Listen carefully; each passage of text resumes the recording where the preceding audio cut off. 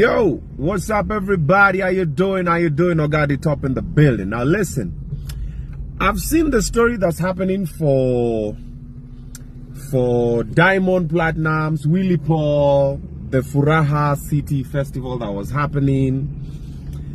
And there's a lot I could say. However, I don't have a lot of information on what really happened. So what I'm going to talk about is from what I can see. All right. So a few things off the cuff. One, we can see that Willie Paul wasn't treated well. Okay. As an artist, leave alone even me Kenyan artists, whatever. As an artist, first of all, we have to respect artists.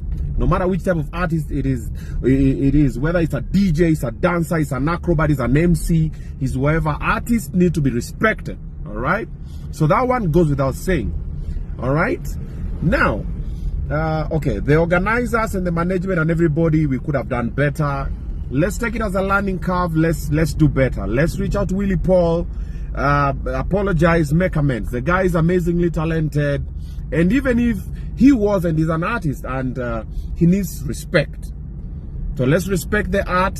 Then now let's come back to Kenyans. So Kenyans, let's see how we respect our own. Kenyans don't really do that really well. They always like to embrace outsiders more than their own. All right. So Kenyans, we can do better. Okay.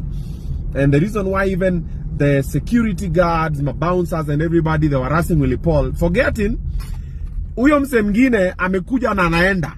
Mutabaki hapa na Willie Paul, na next time Willie Paul anafanya event yake mtaenda kutafuta job huko. And you are our brothers, like sino tuko hapa tunabaki. It's the same thing that used to happen during the Wakoloni era.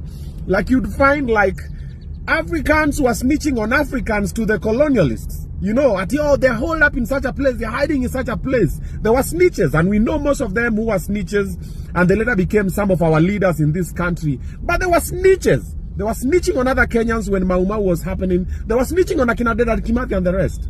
So that is a habit that most Kenyans have, and it's always been there, and we can do better. All right. However, this is what I wanted to talk about. I've seen the reaction online from other influential individuals to artists to everybody. And guys, we're doing a wrong thing, okay? What is the wrong thing we're doing? We've already concluded and we've already started dissing Diamond, and we don't know what really happened. You and I don't know what happened. I always say this thing all the time, man. When you see something online, there's always an agenda to it, and there is the truth. Then there is the side of the story of the person who's talking, and then there's the side of the story of the other person who is not talking. And even if they talk, they might as well just say the side of the story that fits their agenda. We don't know the truth. Even Willie Paul doesn't know why what was happening. Or maybe he knows. We don't know. Maybe Diamond doesn't even know what has happened. Maybe the truth of the story was the guy wasn't paid. Well, they agreed. I've seen it happen in Mombasa. There's a time I used to work at QFM. Then QFM called Diamond to perform in Mombasa. And when he got there, he couldn't perform because they had not given him the money that he wanted. So when they managed to get the money that he wanted, wakampelekea kwa room yake, akasema, tulikuwa nimelewana dola. Lakini si Kenya shillings. Wanaambia hapana, si ndio hii imefika nini? Hapana, tulikuwa nimelewana dola. Do you know Akina Otoyo, Ron Clifford did, and everybody, ask them, they can corroborate this story. They had to go and wake up Joho so that Joho can give them dollars equivalent to the amount of money that Diamond was to be paid, so that Diamond can get on stage.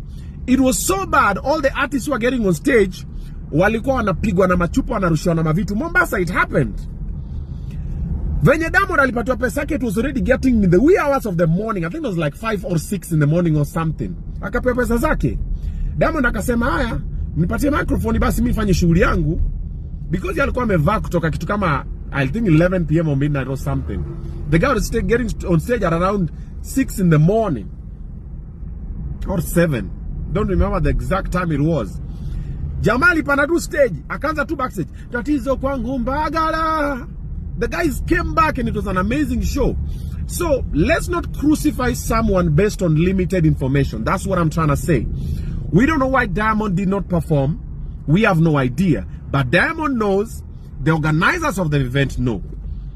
They might not talk about it because maybe there was a misunderstanding here and there. Personally, I don't really think he didn't perform just because Willie Paul performed before him. No. I don't know. Willie Paul is my boy. I'm #1 Willie Paul fan. I've said it 1,000,001 times to him, to my fans on my platform, everywhere. Willie Paul, amazingly talented guy.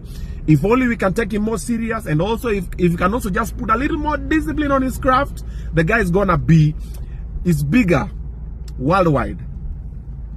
But let's not water down the whole thing to a small thing at Nani Ali performs Jeep before Nani. That's some BS. That thing, I've seen people perform before whoever. I perform before people. IMC for people. Before Nani, bro, it doesn't change anything. Your fans are your fans. Whether you perform fast, you perform last, it doesn't change shit. Just perform. Alright? So whether Diamond could have performed fast or last, it wouldn't have changed anything. I truly believe there's another reason why he did not perform. There's something. And I believe also there's another reason why all the altercation happened. I've seen it. It's happened before to Timmy Tidat as well. And also another thing that most people don't know, your enemies are normally from within. Wale wanakupiganga vita ni watu tuko nao kwa industry. Mi watu wananipiga vita ni watu niko nao kwa industry. The people I look up to, people I call my godfathers, people I go to for advice, people I sit down with and tell them, hey, listen, I want to do this. Wanakama wananiambia hivi, wanaenda nakutana na maadui wangu wanawaambia hivi kunihusu. Na nimewajua. The people that fight you are the people that know you. Either your family members, your friends, your colleagues, and everybody. Like, for example, Willie Paul, the people who are fighting you are people that know you. Strangers don't really care. They'll say something, but it can't get to you. The people that are fighting us are people from within. The people who are making the industry become shitty are same people in the industry. I got a job. There's a time MC Jesse gave me a job to MC. It was called Scania drivers something. Wasi walikuwa reverse matrela. This was the first gig. This was a couple of years ago. This is the first gig. I think I was paid a huge amount of money. I was paid, I think, 250 G's to MC an event. Back then, I used to charge about 100, maybe 80, maybe 150. Kama songa sana. Corporates were like 150, 100. This was a couple of years ago. I was called by Trevor Ombija. Then I was called by MC Jesse. And they recommended, and I was given this job. I was paid 250 G's. And another person in the industry who I look up to, who is a very powerful force to reckon with, went and spoke shit about me to MC Jesse. But yo, why would you give Obinna this job? And you know you could have given me Nini. And then anongea shit na naandika kwa email. He didn't deserve this chance, Nini. Then me nikapata yo email. I'm like, yo. So since then, I've never looked at the guy the same. But I talked to him. I meet him. Hi, how are you? You're well, Nini? But I know this nigga don't mean well for me. So the people who are fighting you, your enemies, whatever, they are people who are here in the industry. The people who are trying to bring Willie Paul down. The guy is amazingly talented, but why is he always in problems? Same people in the industry. Same people that's also fighting me. Same people. They're called the gatekeepers. When you become big, they don't understand how you're big without going through them. They want you to go through them. They want you to hustle, to always kiss ass, you know, ask them for permission to do shit. Same with me, I do my shit, man. I wake up today, I want to do something, I'll do it. It's a good thing, it's a kind thing, it's gonna make a couple of people happy, it's gonna put money in some people's pocket and my pocket, I'll do it. I don't need to console anybody. Then you don't consult them, you are the enemy #1. Now they start planning, they start scheming. Who to fanye nini? Who you to make a dem? How you to make a drugs? Who to fanye? Some people go to meetings and say, Obinna na kunyonga po mbaka da MC. I don't even take alcohol. So Willie Paul, Timmy Tidat, all of us in the industry, we know our enemies are from within. Wanatoka hapa katikati yetu, ni wenzetu na tumewajua. However, what happened yesterday, last night was very bad. But guys, stop concluding before you hear both sides of the story. We always do that thing all the time. Unasikia one side of the story, you've already crucified the other person, like, yeah. No, you don't know what really happened. So slow it down, think about it. My 2 cents. Peace out.